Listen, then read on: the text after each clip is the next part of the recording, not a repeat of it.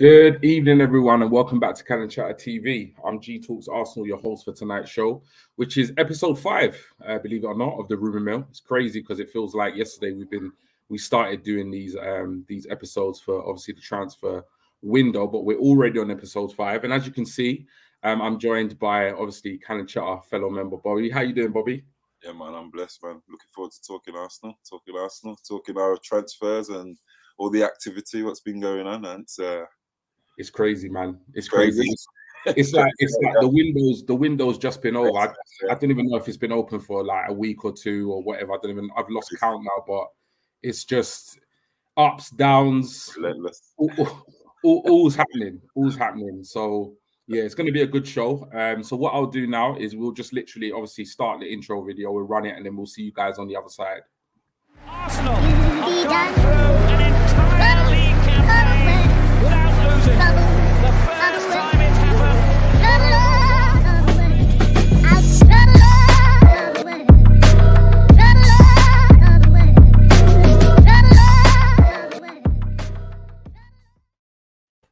Yes, people. Good evening, everyone. And like I said, welcome back to Cannon Chatter TV for episode 5 of the Rumour Mill, where we're basically going to be talking all things Arsenal in this year's transfer window. And like we were just saying, what a transfer window it's been so far. We're going to get basically into all, obviously, the main headlines, all the things that are kind of keeping us busy, in between work and kids and life. I think at the moment, it honestly feels like you can't literally take your eye off Twitter and the timeline at the moment because the updates are daily, the signings are happening. Not been much in terms of outgoings, but yeah, it just seems like not a day goes by where there's not an update or something happening, with regards to Arsenal. But yeah, we'll go straight over to the chat before we get started. And we've got Richard Legend here. Anyone here? Yeah, we're here, man. We're here. We probably was only about a minute or so late, but thank you for joining us. But yeah, we're here and we're live. Hopefully you're still with us. And we've got Joe here, good friend of the channel from day one. The two legends, G and Bobby. Thank you so much for all your support and your shout outs, Joe. Really, really appreciate it. And we've also got my good man, Jake. Good evening, G and Bobby. I hope you and Cannon Chatter gang is good. You know what? We're all good. But what we're here to do is obviously talk about, Arsenal and the transfer window. So we're literally just going to get into it. And the first thing we're going to talk about is we heard the 3 words that I think all fans want to hear. And that is obviously, the words of the man himself, Fabrizio, in terms of here we go. Now, obviously, we've been linked with Jesus for I can't count for how long it's been. By all accounts, he was or is our priority signing. He's our main signing. He's our main target. And obviously, at the moment, we haven't had the official release. We haven't had the official announcement from Arsenal to say he is a gunner. But I mean, it's probably the worst, best kept secret in world football. We've seen some exclusive pictures from one of the British tabloids where he seemed to be hugging Edu, and everything is done, everything is sealed. And we got the here we go on Sunday, which I think took some of us fans by surprise because usually in the transfer window, Sunday's a bit of a dead day. In that nothing really much happens over the weekend, but we got the official tweet to go out, here we go for Gabriel Jesus. So yeah, just give me your thoughts, not particularly about the player, because this is a player we've discussed a lot. Obviously over that however many shows we've had so far, but just give me your thoughts more, Bobby, about this particular signing and the fact that we've gone and actually secured our priority signing this summer. I mean, straight away we don't even know because we didn't know what our priority signing was, did we? Because we had so many different links with like Osimhen, Dominic Calvert-Lewin, Richarlison. How many different strikers will be linked with, And then when Ornstein was the one that tweeted and said Arsenal are in talks with Manchester City, that's when we knew that. That's when obviously we started talking. Well, you started talking on the Rumour Mill. It snowballed from whether it's actually going to happen, but I think the fact that we've got the links with Mikel Arteta. I think that's going to be one of the main points. Also, the fact that our main number 9 has gone, and you know, it just fits, doesn't it? It just fits all the way along. You know, I put it at 80%. Stephen put it at 90%. Lee put it at 90%. I think you put it at 85, didn't you? Or Yeah, I thought something like that. We were might all be pretty the other way around. confident. So everyone was pretty certain that it was going to happen. Yeah. But yeah, this signing, it's such a statement of intent to the rest of the league, to Europe, to other potential signings, because Gabriel Jesus is a top level striker that other potential players will want to play with. And it just puts us on that different level. It just makes us as fans totally happy. Obviously, it's going to make us a lot more expectant now. We're going to expect all of our signings to be of that level. But what a signing! What a signing! I remember when Man City signed him, and members looking at his clips of him when he was at Palmeiras and thinking what a player he was then. Yeah. But he's been brilliant for Man City in a team that's full of good players. He's you know, he always does his job, doesn't he? So coming to us at the right age, 25, I think he's gonna, hopefully, he's gonna explode. He's gonna fill out, and he's gonna become one of the best strikers in the world. Because that is the level of striker that we've always had. Robin van Persie, Eduardo, Ian Wright, Thierry Henry, obviously, Davor Suker. They've always been top 10, top 20 striker in the world. You know, so that's the kind of striker that we need to be wearing our number 9 shirt. You know, so. I'm really happy with the signing, and let's go, as Fabrizio says. No, you know what? I think you know the speculation around and the rumors around obviously the centre forward situation. I think is definitely the most exciting in terms of the summer, you know, incomings, and I think that just goes back to obviously, you know, some of the issues we had. You know, last season with, you know, lack of goals. Lacazette's now moved on to Lyon. Obviously, we've tied down Eddie, but he only really came into the side, you know, in the latter stages of the season. So there was always going to be a huge buzz and a huge, you know, amount of excitement about who we were going to target. And, you know, we were linked with him for so long that I think we all had a bit of a sneaky, you know, suspicion or a little bit of skepticism that, you know, this deal might not go ahead. Because by all accounts, if you believe reports from very reliable journalists, he was linked and clubs were very interested in him. You know, the likes of Madrid, Chelsea, Spurs. And, you know, even though obviously Arsenal, you know, we are the Arsenal, we're massive. But at the same time, we are biased, you know, in that, you know, Gabriel Jesus, yes, he has those links with Arteta, but, you know, he's a Brazilian player. He doesn't have any kind of allegiance to a particular part of London or a particular part of England or a particular club. So he would very much look at, you know, all his options and weigh those up. So, you know, there was competition, you know, for his signature. You know, don't believe what people are coming out with, right? Nobody wanted him. He couldn't get in this team. He don't start for City. It was all nonsense because, you know, the narrative was very much different. You know, before we signed him, it was like City want to tie him down, Spurs are interested, Madrid are interested. Now all of a sudden, he's a bit part player at City that nobody wanted, which we knew what would happen. But yeah, I'm massively excited about this signing. Really, really am. You know, he's an exceptionally good player. He's going to massively improve, you know, our striking options. And I think what I also like about him as well is his versatility as well. He can play through the middle. He can play on either wide position. But I think, you know, he's definitely coming to Arsenal, you know, in that number 9 shirt to claim that spot, that first team spot. And hopefully, you know, he can literally, being a Premier League player, I'm hoping he can just hit the ground running against Palace on Friday night, get a couple of goals, and then, you know, the sky's the limit in terms of him and his Arsenal career. But yeah, so good news with regards, obviously, Jesus. We are still waiting for the official announcement, but we know Arsenal, it's unlikely we're going to get an announcement, you know, until probably Friday or maybe early next week. But as far as we're concerned, it's here we go. He is a gunner. And you know what? We're happy he's here. So the rest is history, really. We'll go to the chat quickly. We've got a couple of more comments flying in. Tyler here from the group chat. Nice to see you, Tyler, in the chat. We've got Jake again. Hey, Zeus, let's go, baby. We've got Ellie from the group chat. Nice to see you again, Ellie. I sent the reminder this time. It wasn't an hour before, but it was about 15 minutes before, but you got to forgive me for that. We've got Matt Darrington here. Good evening. Good evening to you. And we've got Joe here also again saying, Jesus will be good, but I think we should strengthen CM position, in my opinion. And we're going to talk about that hopefully later in the show. And lastly, Matt says, Jesus was needed, a Premier League proven player who can score. Right. So the next talking point we're going to speak about, obviously, it's not all about Jesus. This summer, there is a need to strengthen the entire squad. And I don't think every single signing is going to absolutely set the fan base alight or get the hype it deserves. But nevertheless, there is a need to strengthen across, the first 11 and even just the general quality of the squad.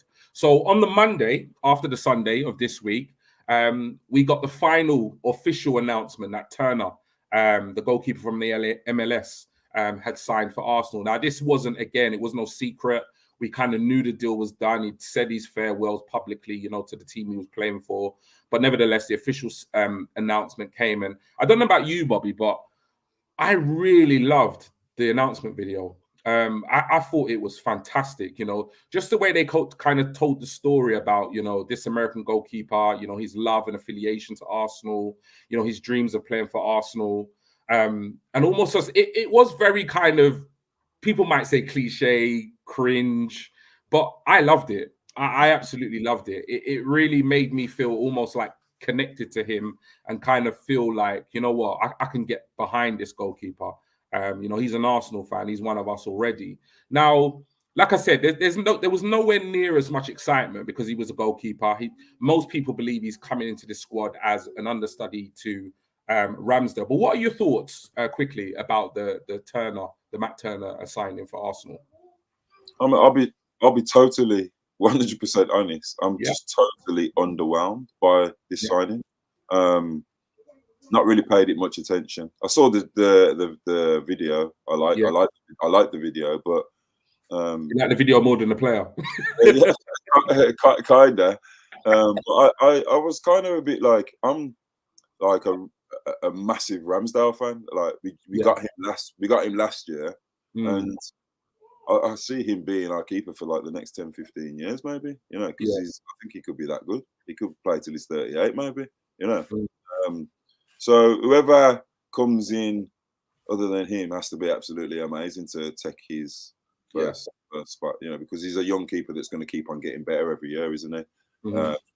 So I was very underwhelmed by the signing. I liked the video, and I haven't really got much to say about it. I mean, I do like the fact that he was an Arsenal fan when he was young, but we've had many players that have been Arsenal fans. They've not been that great.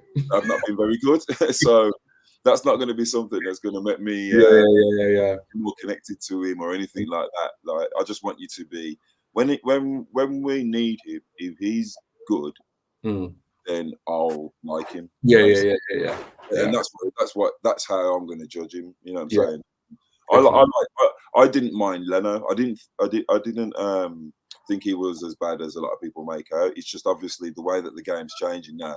People are as good with their feet as they are with their hands, and Leno was never ever going to fall into that category. But the times last season when he came in, he did an okay job. He's always been a decent keeper. So I always wanted our backup keeper to be kind of that level. Maybe have someone like someone that's like coming to the end of their career, sort of like for a couple of years, like maybe get like when we got Czech. Okay, well, I hear you. Being our backup keeper, he shouldn't have been our number one. Maybe we should have got Martinez, but I made train Martinez up to be the main one. Like, you know what I mean? So that's how I think on that. So I'm not that excited about the I think that's going to be kind of the nature of the window, really. I think there are going to be some signings that people are really excited about and other ones that we're quite underwhelmed with. I think obviously Jesus is the big one. I'm absolutely gassed to see Vieira. I didn't know who he was, but obviously, since he's joined, I've looked at his clips, I've looked at his stats, and he looks like an absolute baller with a very, high ceiling. So I'd be interested to see how he does. Obviously, Makinos is another one. He's young, he's raw, but again, I'd love to see him in preseason and just see what he's about. We could have a player there that we put on loan and sell for a fee, or we could have another Martinelli on our hands. We just really don't know. But I kind of like that air of mystery and that air of, kind of like we don't really know what we've got. Obviously, they've put in 3.5 million, so he must have something for them to kind of, part with that type of money. But yeah, with Turner, it's. I think I said this on the stream before. I always get excited when we sign a player. just because, I think it is an exciting time. The fan base is buzzing. And I think with the fan base, particularly on social media, it's always very negative. And I often feel like when we sign a player, there is, even though it probably only lasts for about 24 hours, but there seems to be a bit of a buzz on the timeline rather than doom and gloom. So, I think a couple of things that surprised me. One was his age. I didn't realize he was 28. I thought he was younger. So that surprised me a little. But what that also kind of made me think was, maybe Arteta does want to add some experience to the side. And I think I can't really comment on his ability because I don't watch MLS. I've only seen clips of him. Some of the clips I've not been overly impressed with. Exactly. But, he's he might have the type of character. We do know that is a massive thing. You remember what we was talking about on previous streams where we've said about the type of players that he wants to get. And you've not noticed that he's captain, isn't he? He's the captain of the national team. That's what I mean. So maybe he just wants like the right kind of character in the dressing room, which makes total sense to me. You know what I'm saying? So, I think Arteta would be very, very aware of, not so much raising the age of the squad, but I think raising the kind of experience and the character of the squad. Because I think the character is what was kind of brought into question at key moments in last season, where we had moments where we were on the cuff of doing some really good things and we kind of fell short. So maybe, that added experience, that bit more experience you get with age is because, Ramsdale for a keeper is relatively young. He's very young. He's a baby. He's very young, really. So maybe that's what it was. And from the video, from what I saw, his character and his passion and his love for Arsenal definitely came through in that video. So I'm not one of these fans, and I know you're not one of these fans where, despite not particularly rating him, we're not going to get on his neck. We're going to just see how he performs, and we're going to take it from there. If he performs well, by all means, I'd be happy with the signing. If he doesn't, then obviously we'll ask questions, and potentially think about maybe, why we sign him, and like maybe what's going to happen. But I think his signing pretty much cements the fact that Leno's going to leave this summer, pretty much. I think it's just a case of when and not if. But so, second talking point this evening was obviously Turner is a gunner. Literally, he's an Arsenal fan, but now he's actually an official Arsenal player. But welcome to the club, Matt Turner. We'll quickly run to the chat. Only a couple that we'll breeze through. We've got Lee here, Carl Jenkinson, Mark II. Turner already is an Arsenal legend. He actually came to mind when you spoke about players that were fans that didn't do too well. And Matt Darrington here, Ben Foster was available and actually wanted to come to us to help coach Ramsdale. I did see that. And obviously, last one here, Gordon Gunner. Yes, lads. Good evening to you. Thank you for joining us. So the next talking point is this one. Now, this one is literally blown up over the last 24 hours. Rafinha is obviously a player that's been linked with Arsenal. For weeks now, it seems as though we were very much the front runners for his signature.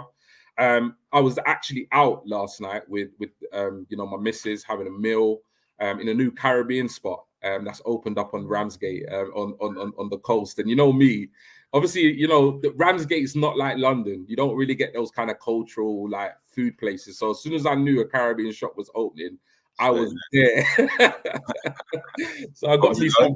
Yeah, it was good, man. It was good. Got me some brown stew chicken, rice and peas, plantain. It was nice. It was nice.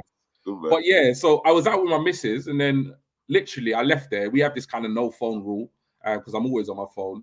And then I came out of there, got home, and I was just like, "What's happened?"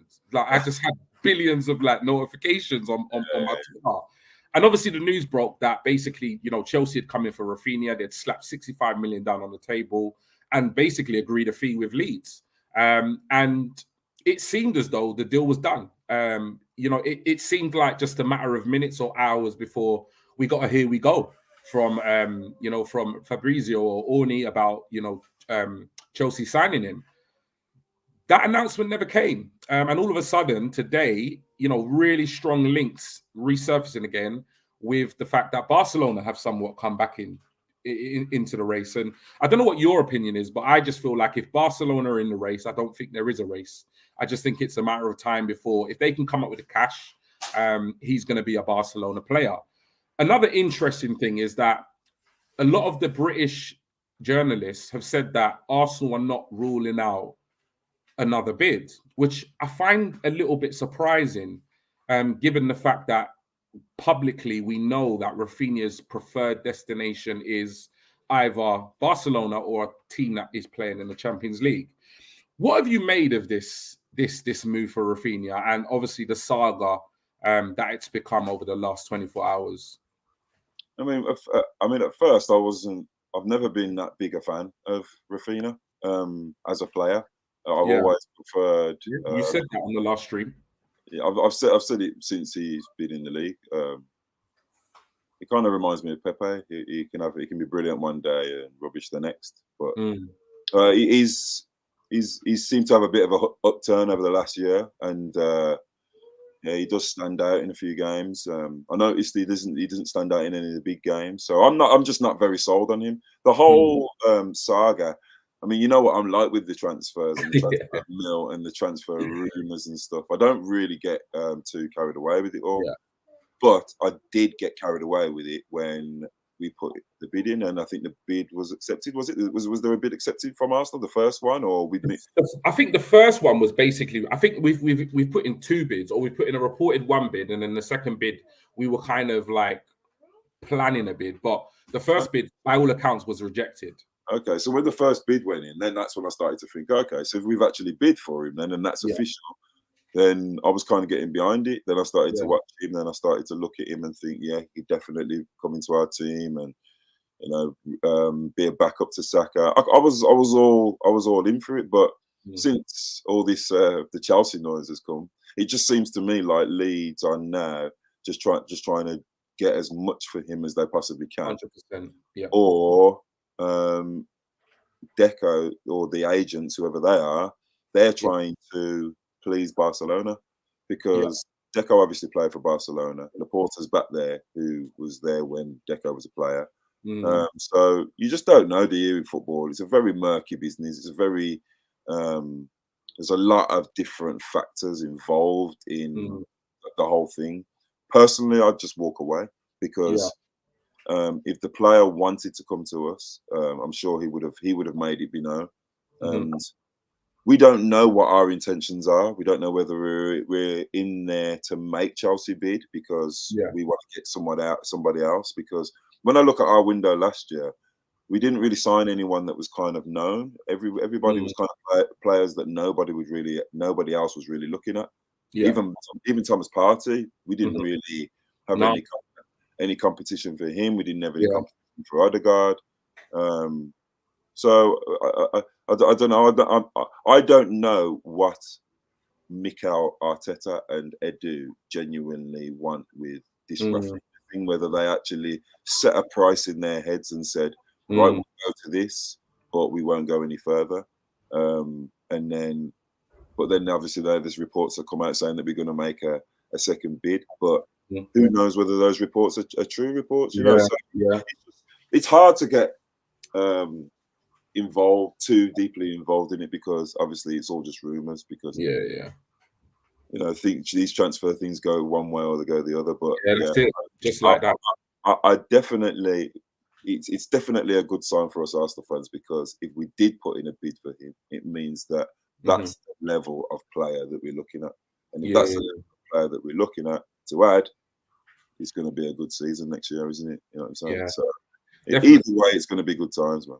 Definitely. I think for me, there's a lot of things that kind of interest me. And I think one of the things is that, by all accounts, if you look at reports, Rafinha agreed personal terms with Barcelona back in January.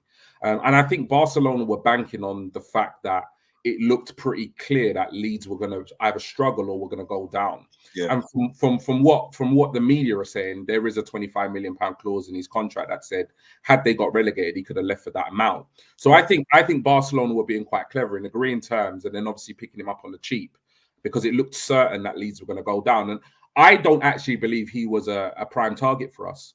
I think after Leeds survived, and due to Barcelona's financial situation and not being able to come up with the reported fee that Leeds want, I think Arsenal saw an opportunity. And they thought, well, look, if Barcelona are out of the running, we could actually get a really quality wide player, Premier League proven here, for a decent price, probably maybe even a free run at him.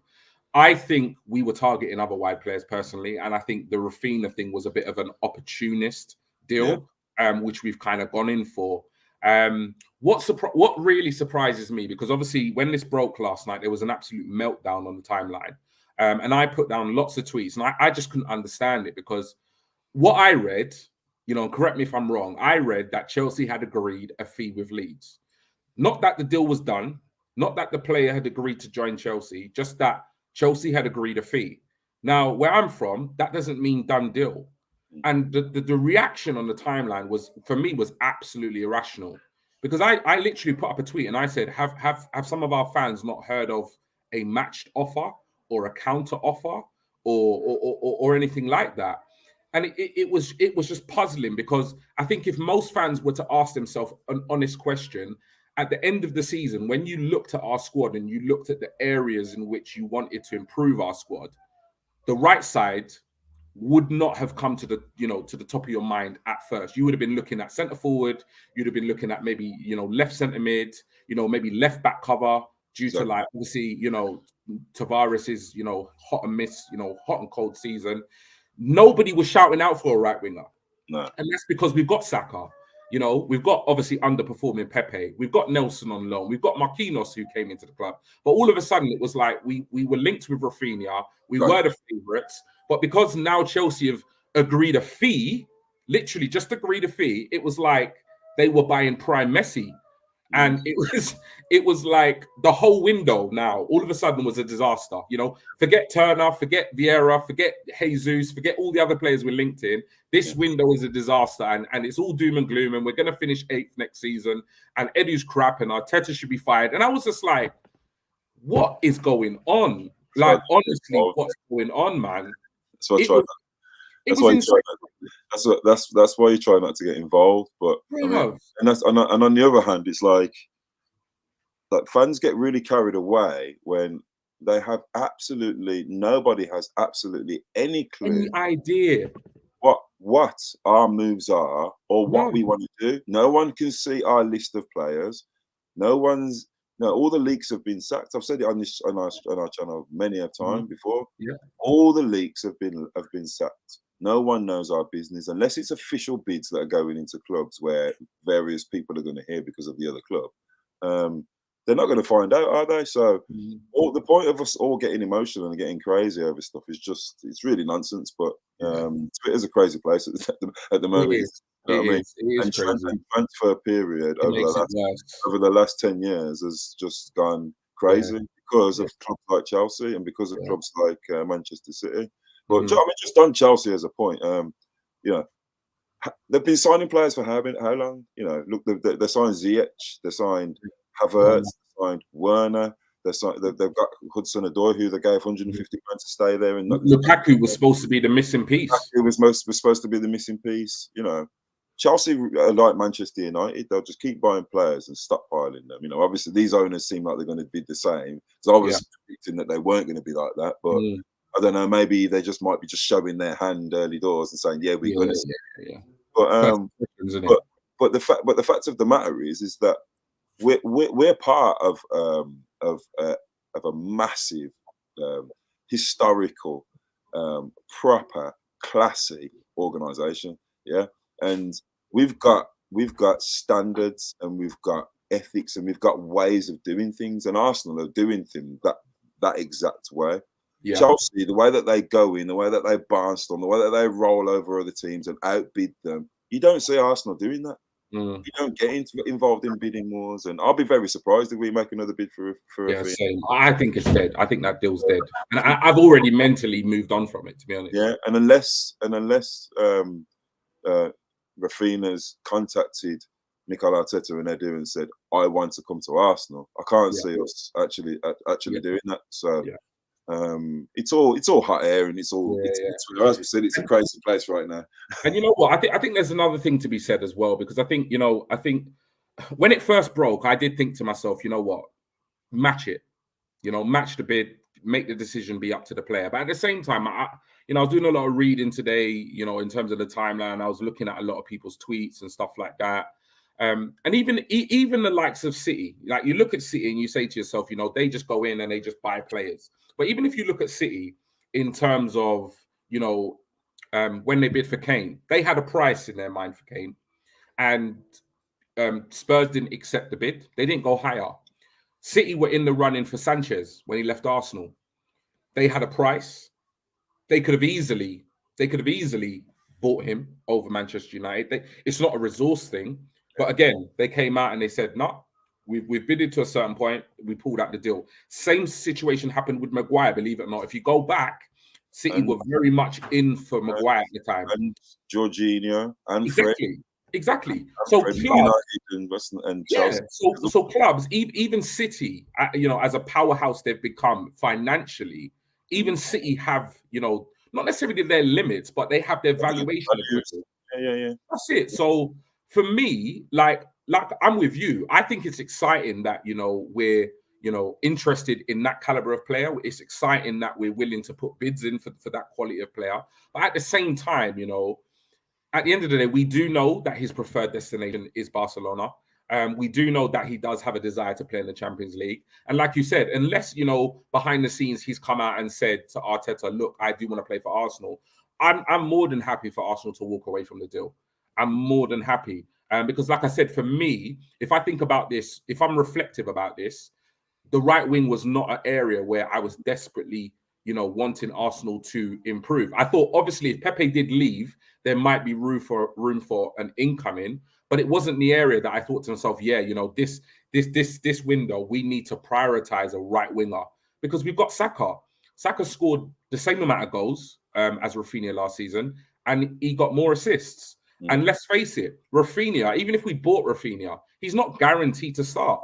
He will get games. He will get games because obviously we're in Europe and so forth, but he's not a guaranteed starter. So I just think people need to chill out. Obviously, the deal itself has not been, you know, finalized, whether it be with Barcelona, Chelsea, or Arsenal. But I just think people need to kind of think about this deal rationally. And I think, you know, if you do, you would come to a conclusion where you'll be able to kind of appease yourself and say, you know what, we put our name in the hat, we missed out on a target, but come on, we got other targets. We got other targets. And we're going to sign a forward player of some kind, you know. Yeah, I liked what you said about like how many players we've actually got to play there, because also you got to remember Fabio Vieira that we just signed. He can play wide. No, he can also play both sides. He's played both sides this season. So we've got the young boy Marquinhos that nobody's seen. Just suppose he ends up being another Martinelli. Well, this is it. So we've got Reece that's come in and he's got 2 years still. He's got a year left or 2 years left on his deal. He might come in and want to prove something. We've still got Pepe, who, you know, I haven't seen any bids coming in for him yet. So yeah, right wing. One of the guys in the group, Jamie, said that he's not too bothered about it, and the 8 and the cover for left back is the most important. And I totally agree with you, because those are the positions. I'll put it in the chat as well. Those are the positions that cost us top 4. Not having cover for Saka didn't cost us top 4. Saka got us into the conversation for being in top 4. I've heard the most wildest thing on Twitter today, and I couldn't even bring myself to comment. And that was, we need to sign another right winger so Saka can step up. When I read that, I wanted to cuss the brother out, you know. And I just thought, you know what? I thought, let me just scroll. Let me just keep scrolling. And then later on, I saw somebody had basically replied, and they'd said exactly what I would have said, which is, step up. The guy's been carrying us for 2 seasons. What are you talking about? But yeah, it's like Arsenal, some Arsenal fans, sections of Arsenal fans, they literally lose their mind when it comes to transfer window. We all know. When there's no games, I just think people are literally sitting at home just like this. Literally, man. But crazy, man. But we do know that the reason why we didn't get top 4 is because we didn't have cover for Partey and for Kieran Tierney. Those are the main reasons. And this is the mad thing, though. Tommy Asu. But this is the mad thing, though. People are screaming about the Rafinha deal, but they're not making any noise at the fact that we've not actually signed a recognised. When I say recognised, a recognised centre mid. We know Vieira can play in there, obviously, but it's like you're screaming about a £65 million deal for Rafinha, and then there'll be the same people that will, you know, same fans that will be like, oh, the window was crap because we didn't target a centre mid, or the window was crap because we bought a player that doesn't want to be here. He wants to play for Barcelona. It's like the goalposts are constantly moving with sections of the Arsenal fan base. It's so frustrating at times. We've got Gordon Gunner here saying, I soon come back to the group. Yes. We've got Ellie here. I feel like they were using Arsenal and Chelsea to push Barcelona because that's where he wants to go, 100%. Neil, yes, Neil. Big up, Neil, man. My fellow Trini. Evening, lads. Evening to yourself. We need to move on from Rafinha. Let's not waste any more time on him. Arsenal is not his number one destination. Also, too much money for him. Mr. Silver Fox, Tony, big up yourself. My brothers. Let's move on from Rafinha. We're third choice for him anyway. Yeah, I've heard that as well. And then there's a bit of a conversation. Neil saying hi to Tony. We've got Riddy Sakar. Hi, Riddy. He's saying, hiya, fellas. Hi to you. I hope you're having a good evening. Evening, Neil, and all of the chat. Lee saying, you guys might not know, Lukaku is officially back at Inter on loan. Yeah, I did actually see a couple of updates on that earlier in the day. Thank you for the update, Lee. Tony saying, smash up the like button, people. Thank you so much, Tony. If for whatever reason you haven't liked the video, please do. If you haven't subscribed to the channel for whatever weird reason, please also subscribe to the channel. We'll be bringing you one of these shows weekly until the window ends. Neil saying, smash the like button, subscribe to the content, people. We've got Keith here saying, evening from Great Yarmouth, you sexy lot. Internet is terrible here, so I may have to bail. WhatsApped you a picture, bro. I did see that, and that pint looked absolutely amazing. Big Mike, yes, big up yourself, man. You're always here tuning in, showing your support and love, man. So we massively appreciate that, bro. Yes, guys, salute. Stephen here, not with us tonight, but he's in spirit, also in the chat. Keith, have you not got training with Leeds, top-notch FC tomorrow? We've got Gordon Gunner. The Rafinha saga is too funny. The meltdown yesterday was wild. Trust me, it was mental. Yo, send me that tweet, GT. I'll cuss them out 100%. I'll have to try and find it, bro. It was, bro, I couldn't even bring myself to it because I thought if I have a conversation with this guy, I'm gonna get a Twitter ban. So let me just keep it moving. Daddy Faz saying, hi guys, just got 5 minutes to tune in. Saka step up. What the hell is that guy on? Trust me, bro. But look, I know you're working tonight, Daddy Faz, but thank you for popping in and saying hi. And lastly, Gio Guna, evening, brothers. Evening to you, man. Big up yourself. So the next point we're going to quickly run on to in tonight's show is Martinez. Obviously the left-sided centre-back, but he seems like a jack of all trades. He can play left centre-back, he can play left-back, he can play DM, what I've heard. He's got an absolute sweet left foot on him, can ping a pass from anywhere in the pitch, and he looks an absolute baller. Now, this is an interesting one because this one's been dragging on a little long now. We've made a bid, it was rejected. We've made a second bid, and by all accounts, it hasn't been rejected. There's just been no news. And journalists are running with the concept and the idea that Ajax are actually considering the bid. What's interesting is that obviously Ten Hag, his old manager, is now at United. There seems to be somewhat of quiet interest from United and the United camp, but no official bid from them. So it is an interesting one. A lot of Gooners want this deal to get over the line, and there have been some reports tonight saying that Arsenal are basically putting in a third bid to try and get this over the line, to get him in and ready before we actually go on tour. I think it's the USA. So it is a very interesting one. There's a reporter called Ben Jacobs, and he was basically on another football platform tonight, and he was saying that Arsenal are front runners for his signature. They're far more advanced and down the line in terms of securing a deal than Manchester United are, but there is quite interest from the Manx. So with regards to Martinez, first of all, like obviously I don't think we've spoken about the player, and you can briefly summarize what you think of the player if you want, but just in terms of obviously our transfer window targets, is this a player in terms of his like versatility and his quality that you want to see Arsenal get over the line and wrap up by the end of this week? Because it seems like we're going to have to act quick if we want to get this deal done. Well, we don't even know that, do we? True. How do we know? It could all be a smoke screen, bro. It's true. Bro. We know, Marty, because I saw something saying that the players are on holiday for the next 3 days. And with the Argentinian squad, yeah. and that he's already him and Mikel Arteta apparently already spoke, and that he's told him he can't wait to join Arsenal. He wants to join I've Arsenal. heard this. I have seen this. And he doesn't want to go to Man United. So that's just one of the rumours that I saw that I want to believe, because I do genuinely think that this is the kind of player, if Mikel Arteta and Arsenal want him, that could be that guy, like what I was talking about before, when Partey and Kieran Tierney were missing. We've still got the same level of player that's going to come in and do that same job. And he covers various positions. I don't see the Man United thing because they've got 4 centre backs. Got Varane, they got Maguire. They've just turned down Barcelona to take Maguire in part of the De Jong deal, so obviously they want to keep him. Arsenal don't want no fridge, man. Exactly.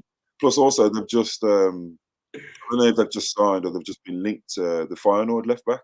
They have. Yeah, well, looking at the tweets from like Orny and Fab, that looks like pretty much a done deal. Like that's been going on secretly, that's been done exactly, and no one knew about that, did they?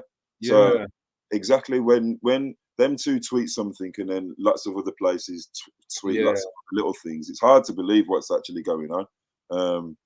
I think personally we're going to end up signing him. I don't think there's any rush to sign him. I think we're just waiting for him to finish his holiday, and then we'll see what happens. Like, I mean, I don't know. Whatever I say now, I'm just totally speculating. But 100%. That's what we do, isn't it? By what I've seen, I think that we're going to sign him. And if we don't sign him, I think that we'll sign someone that's going to be as versatile as him. Probably not our first option, but the fact that Ornstein said that we've bid for him, that's good news. That's massive. Yeah, I think with him, I think the reason why he's such an appealing signing is because of his versatility. Because I think if you look at our squad, really and truly, he in signing him, you're covering 3 positions. Because it's very unlikely that you're going to get a time when you're going to need cover at left back, at centre back, and DM.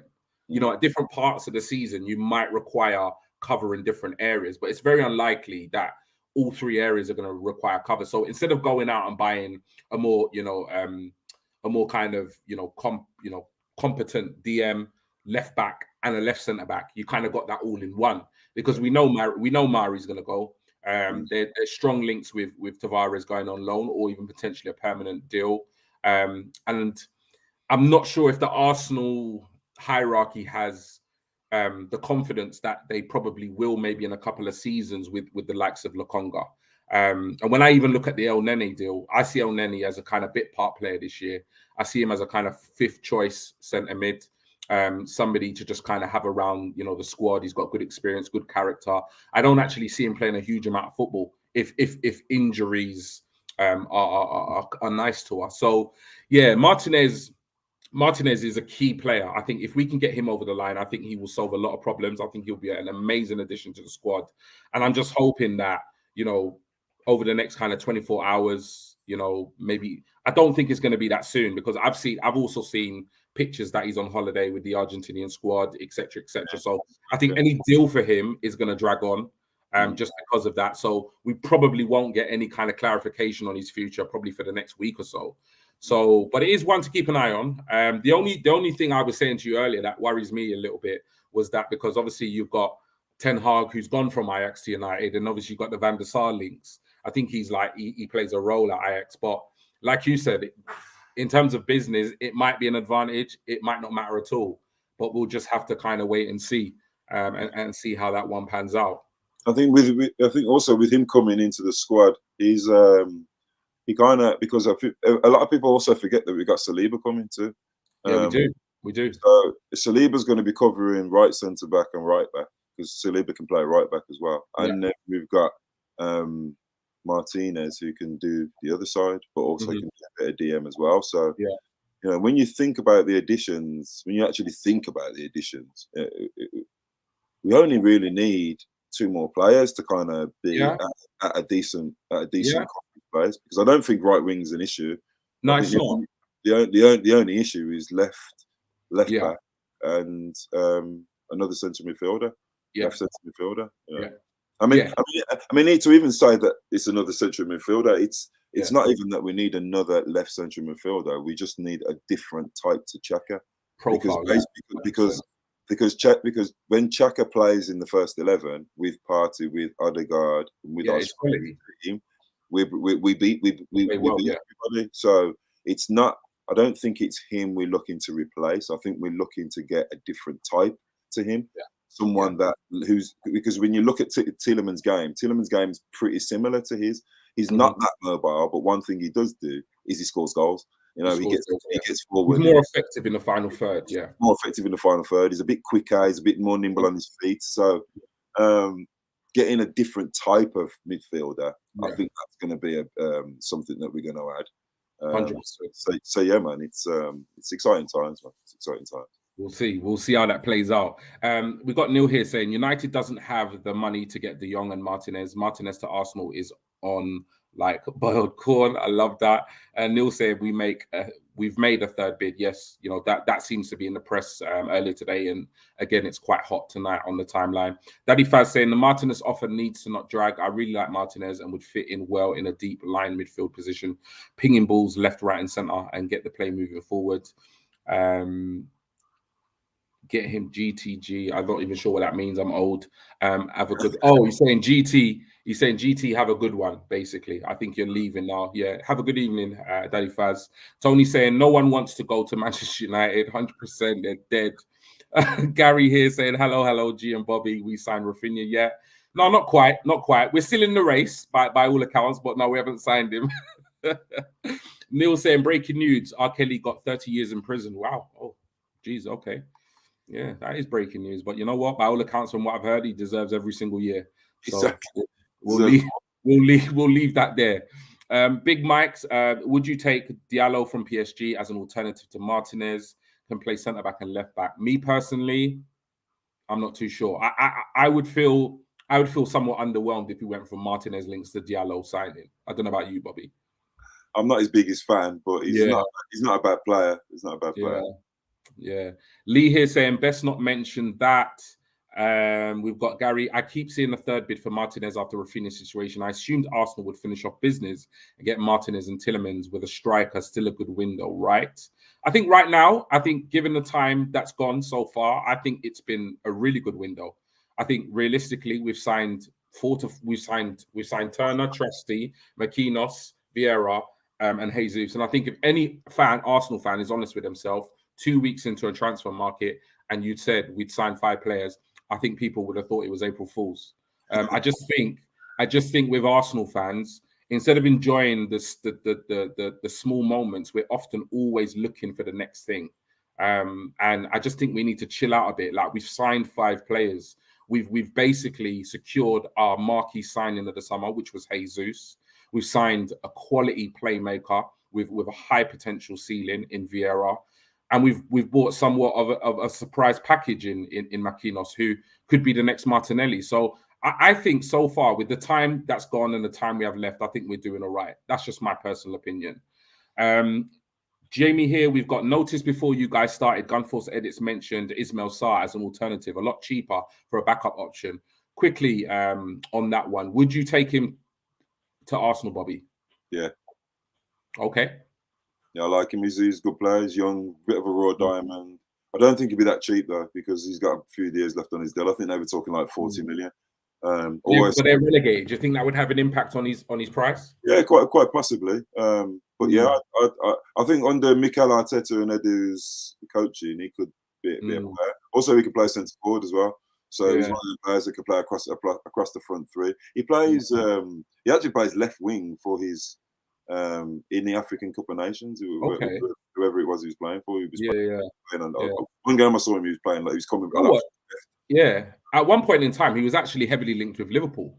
He scored against. He basically stopped Liverpool from winning the league that year. Yeah, he was very heavily linked with Liverpool at one stage, and I thought they would go for him. And it was around the same time they made. I think it was the Diego Jota signing. I think it was around a similar time. But yeah, he's a decent player. I'm a little bit on the fence with him. I'm not sure. If I'm completely honest, I think a lot of it would depend on. Am I right in saying he's had quite a bit of injuries as well last season for Watford? Because I don't feel like he featured as much for Watford last season. He did have a few injuries, but I think what it is with him was that when he first came, he was like he kind of like burst onto the scene, was fantastic, and then the second season he was even better. Yeah, and I don't know. It just seems to me like he's lost that hunger for Watford. Yeah, that's what I mean. Like at one point, he was like on everybody's radar. Everybody wanted to sign him, like go after him, and then all of a sudden, he just kind of just disappeared. I think maybe because that hasn't happened. Maybe he hasn't really kicked on because. I remember last season it was mainly Emmanuel Dennis and the kid. Yeah, it was. Yeah, he wasn't grabbing the headlines at all. It was the young boy. Is it Pereira? The young Pereira. Yeah. He's a good player. That was the one. Was that the one that scored the bicycle kick against us? Isn't it? No, that was the other one. I can't remember his name. That was one. Yeah. Okay. But yeah, he's a good player. I like him. I've always liked. So he's not everyone's cup of tea. But yeah, I like him. Cool. What has impressed me so much with this window is that we're going for versatility and quality, which for me is key with more games and 5 sub thing too. Gary saying, if both Xhaka and Tielemans are liabilities in defence, then doesn't Tielemans win because he's more of a goal threat? We've got Stephen here saying we're going to talk about Tielemans very, very briefly. Stephen saying we signed Trusty in Jan. Oh yeah, we did. We signed him, but he remained on loan. D-Dubs here. Big up D-Dubs. Big up Mandem. Big up yourself, man. Thank you for tuning in and appreciate the support. Neil saying Martinez, Tielemans and Arsenio still to come. This could be a massive window for us.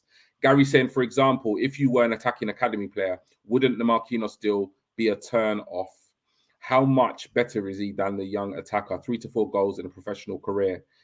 It's a fair point because obviously we got a lot of young players in the academy coming up, but I just think, for me personally, if you see a raw gem that you feel could, become the next star, in world football, I think you've got to take a punt because it's very low risk.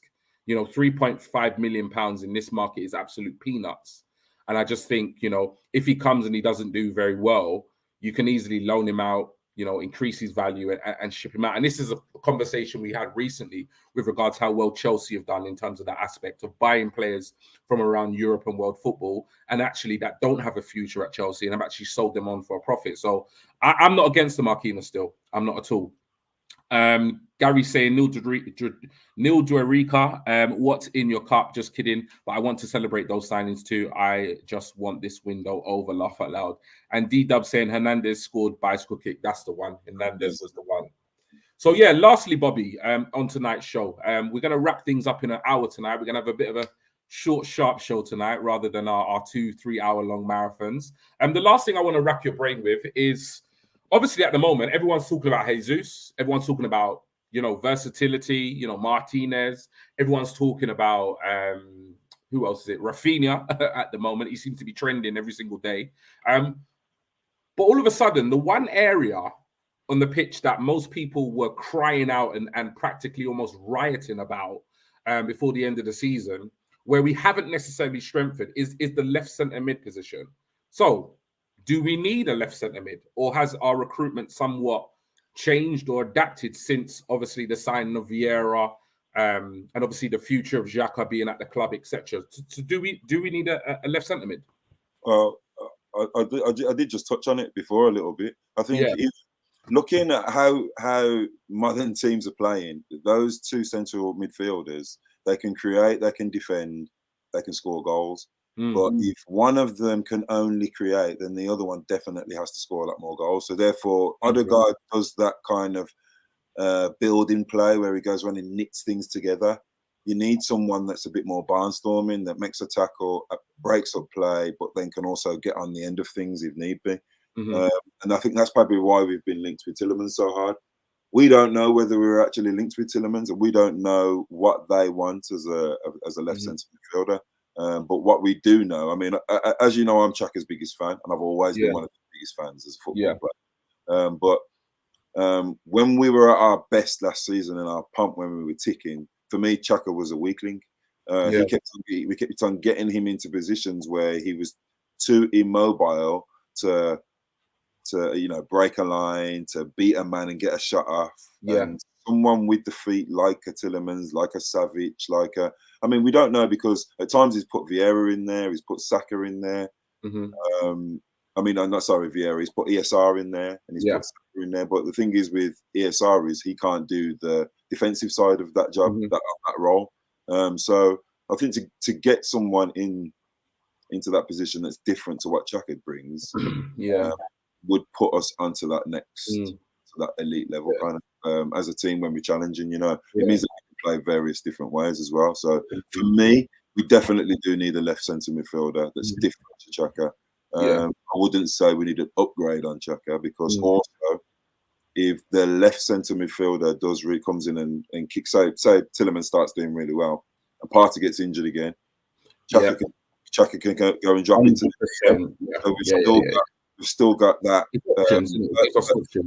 versatility. It might even become a case where Chaka plays better than Partey, and Chaka might be the main DM next to another different. Maybe it might be Vieira and a Tillemans, or it might be Lokonga steps up this season, and they might work on him. It's all the unknown, isn't it? Because they have looked at him being in the defensive midfield role, but they gave El Neni an extra year, so maybe they might see Lokonga further forward. So we don't know what the club are trying to do. We don't know what they're going to do. That's why I've said a lot that I just want the window to be over, because at least then we know where we're at. Then we know who we've signed, we know where we go. We know exactly what the club are thinking as well. So yeah, man. It's going to be interesting, but I definitely do think we need a different player to try. Yeah, and I think for me, definitely, I kind of echo everything you said, really. I think, for me, this is a priority signing. I think, we would be absolutely naive to go into the season without securing the signature of a left centre mid. I don't like to get emotionally attached to links. And that's why, as much as I was excited by the potential Rafinha deal, I never got attached because I've done it. I've been there and done it. I did it with Vlahovic in January, and I was absolutely broken, when he signed for Juventus. I did it with Locatelli as well, and that hit me hard because I remember seeing Locatelli in the Euros and being so impressed with him and thinking, yeah, we're in the race, we've got a chance. So I'm not getting emotionally attached to any of the players that we're potentially linked with. So for me, it's like, if I'm going to be honest, for me, the Tillemans deal seems like a no-brainer. Whether we're linked or not, whether there's truth in it or not, for me, it seems like a no-brainer because he has a year left on his contract. The longer the window goes, the lower the price is going to be because Leicester are going to be forced to sell him before the close of the window because he can sign a pre-contract in January. They're going to lose him for nothing. So he is not going to sign a contract. So that puts Arsenal and other potential teams in a really strong position. And I think that's the reason why nobody's jumped in to make a bid and to sign him, because I think everybody's looking at it and thinking we've still got 8 weeks to go, 10 weeks to go, what it is until the window closes. We can make a bid on the day of transfer deadline day and still secure that signature. So I think that's why there's no rush for all the clubs, because I think come the end of the window, I think multiple clubs are going to bid for him and be in the running for signing him. And it's just going to be up to who he basically decides to go to. For me, he would be a no-brainer. He's Premier League proven. He's a good age. He scores goals. He's, like you said, he's more mobile. I think he offers us a different option to what we've got in that left-sided midfield position. So that is definitely a transfer I'd want to get over the line. By all accounts, I was listening to a podcast on another channel, and again, Ben Jacobs was there, and he was basically saying that when he left, I think it was Monaco to go to Leicester, he actually wanted a move to Arsenal, but one of the reasons why he signed for Leicester was because he wanted first-team football. And from what this Ben Jacobs journalist is saying is that he would prioritize a move to Arsenal over basically any other Premier League club. Now, obviously, it could just be absolute wild speculation. We don't know if it's true. We've not spoken to Tillemans ourselves. I don't even know how he knows this. But for me, the Tillemans deal does seem like a no-brainer. And I just feel like if there's when I'm looking at the links in terms of Martinez and I'm looking at the links of Tillemans and I'm looking at what we need so far, I would be pretty happy to go into the upcoming season, having made the signings we've made, and bringing in the Martinez that will cover obviously left back, DM, and left centre back, as well as the Tillemans who can just literally just slot into that left-sided midfield position and offer us a lot more cover, options and variety. Whether we'll get these deals done, I think only time will tell. But yeah, it is an interesting one and one to definitely keep our eye on. We'll go to the comments. There's not many. The last comment here is, a couple actually. We've got Tony here, Mr. Silver Fox. People sleep on Matty Turner because he came from the MLS. There have been decent American goalkeepers in the Prem, decent number 2 in my opinion. Okay, no problem. Neil here saying nothing yet. Laugh out loud. Cheers. Jamie saying, are you hinting at the likes of Amaru Hutchison, Marcelo Flores, etc.? I think definitely Gary is. Yes, but also Biref, or whatever his name is. I don't even know how you pronounce it. But he went on loan recently, and big up him, man. He scored 2 goals in his debut the other day. Seems to have hit the ground running. He seems like the type of striker we're missing too. I don't believe they are Saka levels in the academy, but right now Marquinhos is a risk, just like an academy player. And yeah. That pretty much basically sums up tonight's show. We've kind of gone through things really quickly, but we've basically gone through all the kind of major headlines, major breaking stories. Nothing's kind of broke from what I am aware whilst we've been online. But yeah, Bobby, obviously, thank you for joining me as always, becoming a bit of a regular fixture. Me and you doing these Rumour Mill shows. Any last thoughts before we wrap things up? No, well, my only last thought is that I remember this when we did the last Rumour Mill, through to this Rumour Mill, and how different things have changed. So yeah, I'm looking forward to the next Rumour Mill, because I know that so much will have happened in the week between now and next week. You know what I mean? So, yeah, literally, bro. But next week we could have signed 2 players, or we could just you don't know, bro. And linked with another 5. Yeah. But yeah, man, it's exciting times, man, because we're in the middle of a rebuild. It was always going to be an exciting period for us, and because of the level of the player that we bought last summer and the effect that those players had on the squad, we know that we're in good hands, and we know that these people are looking at these players properly, and they're not just signing players that are shiny new toys because or because they look shiny in the Premier League. They're signing players that fit Arsenal, that are good characters, and that are going to add to us over the next 5-10 years. Edu said it, so yeah, man, we've got a lot to be excited about over the next few years, hopefully. Yeah, definitely. And just a last couple of things to say. Obviously, we'll go to the chat room, and then we'll make some announcements, obviously, about upcoming shows. So we've got Gary here saying, great show, G and Bobby. Good night, panel and chat room. Thank you so much for tuning in, Gary. It's always an absolute pleasure. Click the like button on the way out and subscribe. Please do. Please do take the advice. Some of the best advice you'll ever get. Please do like the video or the stream, sorry. And also subscribe to the channel. Big Mike saying exciting times. 100% it is. It really is exciting times. Don't get bogged down with the doom and gloom on the timeline. If you want cheering up, and if you want some rationale and some logic and some common sense, just tune into our shows on a weekly basis and we'll give you that. Mr. Silver Fox Tony here saying, great stream, G and Bobby. Big up yourselves. Big up to you, man. Thank you for tuning in.